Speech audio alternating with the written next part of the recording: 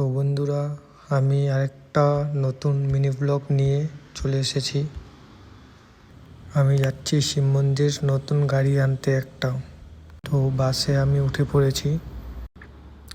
দেখতে দেখতে আমি শিব মন্দির পৌঁছে গেলাম। এই যে দেখতে পাচ্ছ আমাদের রাইডার্স কর্নার শিব মন্দিরের। আমি নিজে গোডাউনে যেয়ে ক্লাসিক 650টা বার করলাম।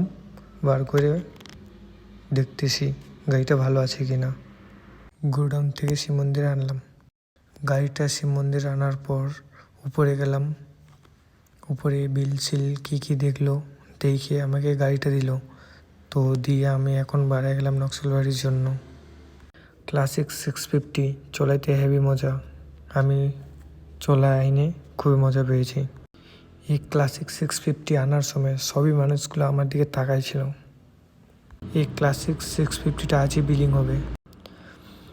গাড়িটা নকশালবাড়িতে নিয়ে চলে এসেছি। গাড়িটা যখন রেডি করব আপনাদেরকে আবার আরেকটা মিনি ব্লগ করে দেখাবো।